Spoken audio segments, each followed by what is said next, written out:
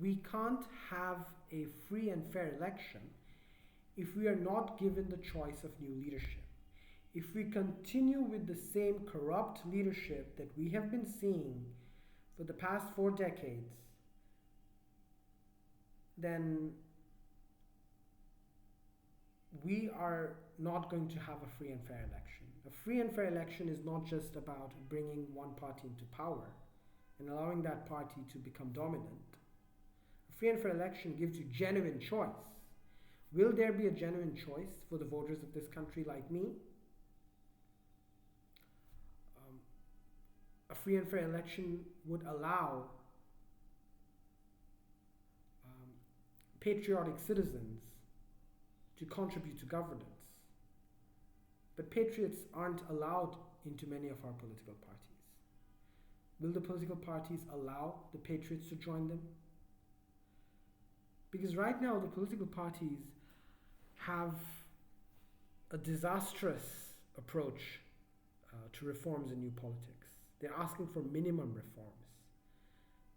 Minimum reforms is a tactic to stall greater reforms. Because we know the track record of BNP and Awami League. Once they come into power, they're not going to implement any reforms. And we have Awami League's record most recently to prove that. Because when I was growing up and when I was in the final years of my high school, around 2006, I was influenced by the Awami League-led pro-democracy movement, which was critical of the corrupt practices of the elected BNP government. So the Awami League branded itself as a pro-democracy movement, and then we had 2 years of a state of emergency and a military-backed caretaker government. The Awami League branded itself as a pro-democracy movement. The Awami League promised to bring democracy to the country. It only turned out, the Awami League turned out to be extremely authoritarian. And it betrayed the hopes of many people, including me, including my dad, who was once a member of parliament in Bangladesh. So when the entrenched political leadership are not interested to bring about reforms and taking Bangladesh to the next level, and if we're stuck in this cycle of vindictive politics and confrontation, then we're not getting a free and fair election. We're not letting our historic revolution succeed. We need to honor the martyrs who laid down their lives in 2024. It pains me to see these young people lose their lives the way they did and the way they were massacred by the security forces. It's unconscionable. And, I don't have words to express that. I deeply feel for them. And I want to honor their legacy. This has to be the chance. We need to grab hold of this opportunity. We have a stronger civil society than ever before. We have a more conscious population than ever before in our modern history. We have an active media. We need more media freedom. The media is suppressed as well, but we need more media freedom. But we have a lot going for us. And if we don't grab this opportunity to bring about genuine reforms, and if we lose this opportunity, it's going to be very sad for the people of this country.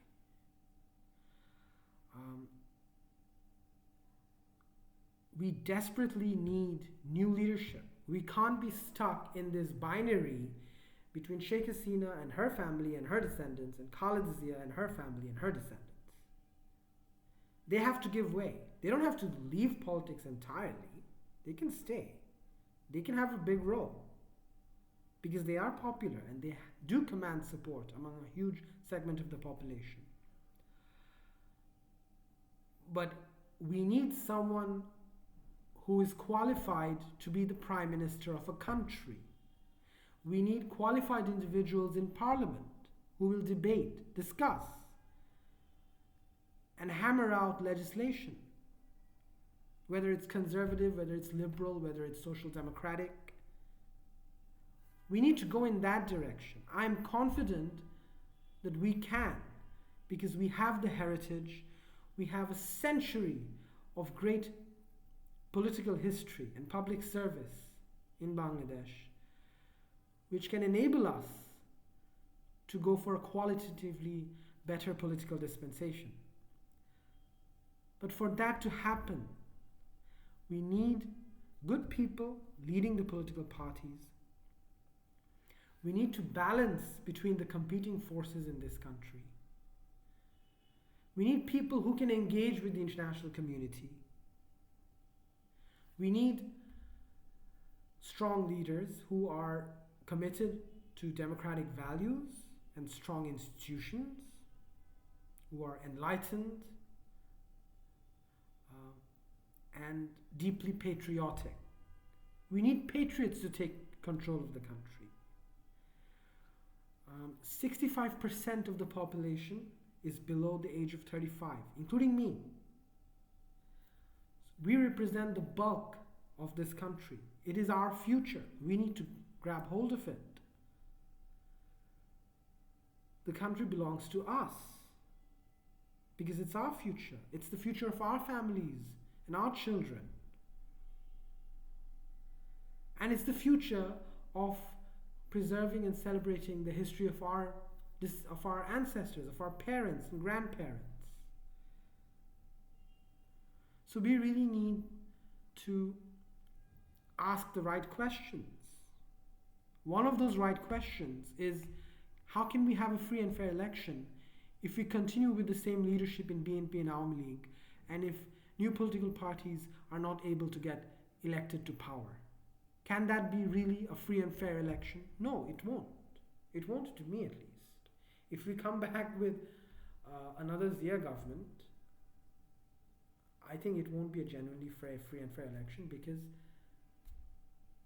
we would fail in bringing about genuine political reform. And without political reforms, we can't reform the rest of the country.